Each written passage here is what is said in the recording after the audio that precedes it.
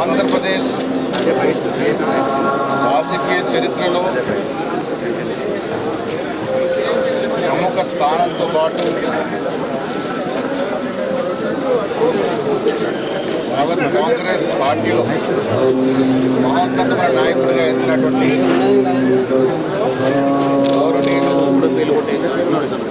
ముద్దుగా పిలువబడే సీనన్న గారు స్వర్గస్థులు అవ్వడం అనేది రాష్ట్ర కాంగ్రెస్ పార్టీతో పాటు ముఖ్యంగా నిజామాబాద్ కాంగ్రెస్ పార్టీకి ప్రజలకి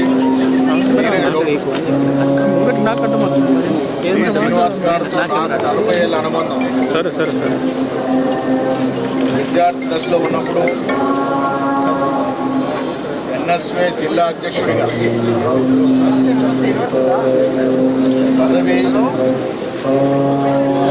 బలవంతంగా నన్ను రాజకీయాలకు తీసుకొచ్చి మంచి భవిష్యత్తు ఉంటుంది, ఈ పదవి తీసుకోవాల్సి నేను పట్టుబట్టి నన్ను జిల్లా ఎన్ఎస్వే అధ్యక్షుడిగా నియమింప చేసినటువంటి రాజకీయ గురువు. కాంగ్రెస్ పార్టీలో 80 దశకంలో రాజకీయాలకి తీసుకురావడమే కాకుండా ఓనమాలు కూడా నేర్పించినటువంటి మానేడు శ్రీనివాస్ గారు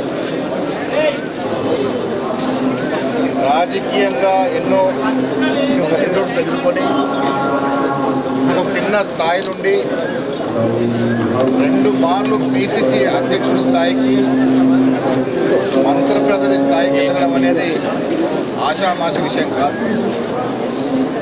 దానికి కారణం ఆయనకున్నటువంటి అకుంఠిత దీక్ష, క్రమశిక్షణ, అన్నిటికి మించి పార్టీ పట్ల ఉన్నటువంటి విధేయత, గాంధీ కుటుంబంతో ఉన్నటువంటి అనుబంధం. 90 దశకంలో వారు మంత్రిగా ఉన్నప్పుడు,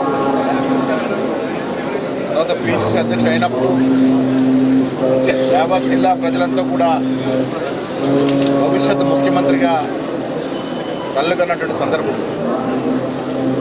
రాజకీయాల్లో జరుగుతున్న మార్పుల వల్ల ఆ స్థాయికి ఎదగలేకపోయినా అరుగుల రాజారాం తర్వాత శ్రీనివాస్ గారు ఈ రాష్ట్ర కాంగ్రెస్ చరిత్రలో చిరస్మరణీయం. రాజకీయంగా కొన్ని సందర్భాల్లో నేను వారు మాతో విభేదించినప్పటికీ కూడా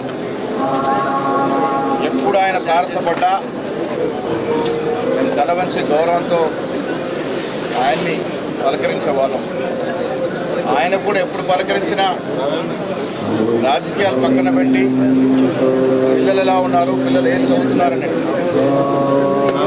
రాజకీయంగా విభేదించినప్పటికీ కూడా గురువుకి శిష్యుడికి మధ్య ఉండాల్సినటువంటి ప్రేమ ఈరోజు వరకు కూడా చిరస్మరణీయంగా ఉంది.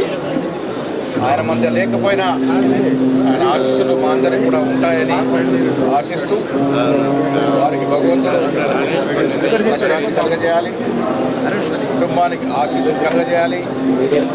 శ్రీనివాస్ గారి యొక్క జీవిత చరిత్ర సామాన్య స్థాయి నుంచి పిసిసి అధ్యక్షుడు 2 మార్లు అయ్యే స్థాయికి ఎదిగినటువంటి చరిత్ర ఈ రాష్ట్ర కాంగ్రెస్ కమిటీలో యువతరానికి ఎప్పటికి కూడా మార్గదర్శకంగా ఉంటుంది. వారి జీవితం, వారి క్రమశిక్షణ, పార్టీ పట్ల వారికి ఉన్న విధేయత మా అందరికి కూడా ఎప్పటికి కూడా మర్చిపోయిన సంఘటన. వారు మా చిరస్మరణీయంగా మా మధ్యలో ఉంటారన్నమాట మనవి చేస్తూ వారికి మనస్ఫూర్తి శ్రద్ధాంజలి.